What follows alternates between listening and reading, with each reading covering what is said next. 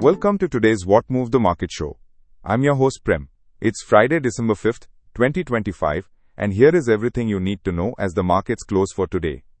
The Indian equity markets posted solid gains today, riding on the back of an unexpectedly dovish Reserve Bank of India rate cut decision.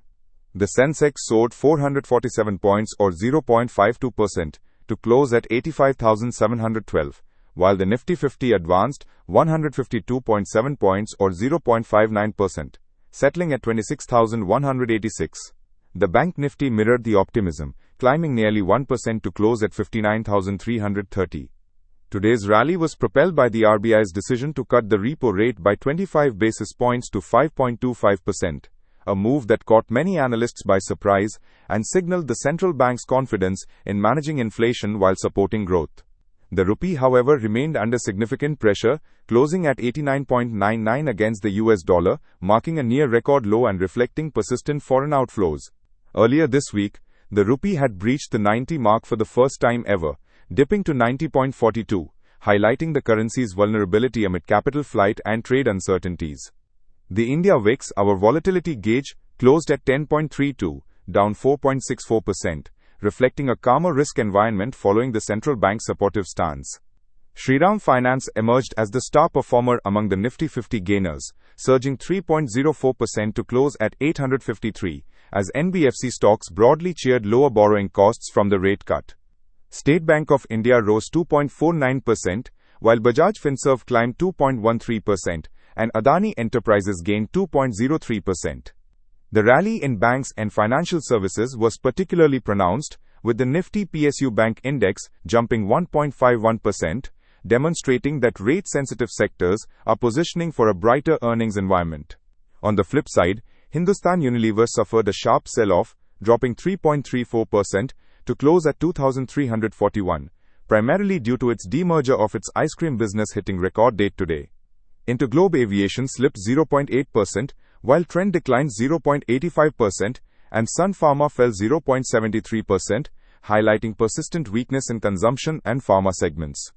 In the midcap space, M&M Finance was a standout winner, soaring 5.92%, followed by strong showings from Patanjali Foods at 3.64% and SBI Cards at 3.56%, underscoring strong demand for financial services across market capitalizations. However, the Nifty Midcap 100 index rose a mere 0.49%, indicating selective strength.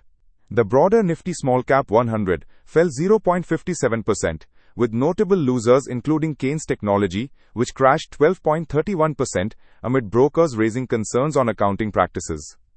Today's support and resistance levels proved decisive in shaping price action.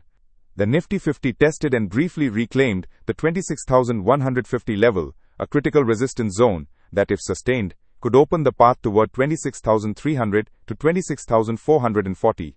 Support remains anchored at 26,060 to 26,000, which corresponds to the 5-day exponential moving average. The Nifty 50 broke decisively above its recent consolidation range, setting up a bullish continuation pattern. The BankNifty bounced smartly from intraday lows near 59,000 to scale intraday highs of 59,777 after the RBI announcement. On the regulatory front, today marked a significant milestone for derivatives traders as the final phase of SEBI's sweeping F&O reforms kicked in. From today onwards, intraday MWPL surveillance became mandatory at random intervals throughout the session, requiring exchanges to monitor delta-adjusted open interest in real time. This means algo traders and proprietary desks must now implement real-time position tracking and automatic order blocking mechanisms. Separately, hard limits on index options and futures positions, which were scheduled to go live on December 6, represent the strictest position discipline SEBI has enforced in years. These reforms aim to reduce expiry day volatility and protect retail traders from excessive leverage. Additionally, the Meesho IPO concluded its subscription window today with exceptional demand. The 3-day IPO attracted over 33 times oversubscription, with the grey market premium soaring 45% from the issue price. Listing is expected on December 10, and the strong reception signals robust appetite for digital commerce platforms among Indian investors, despite broader macroeconomic uncertainties. The actionable insight today is this rate cut has created a clear buy-on-dips opportunity in financial services and auto stocks, as lower borrowing costs should flow through to earnings over the next 2 to 3 quarters. Focus on PSU banks like State Bank of India and ICICI Bank for exposure to credit growth acceleration, or consider auto names like Maruti Suzuki and Bajaj Auto for leveraged plays on rural demand recovery. On the technical front, as long as Nifty remains above 26,000, any decline to the support zone should attract fresh buying.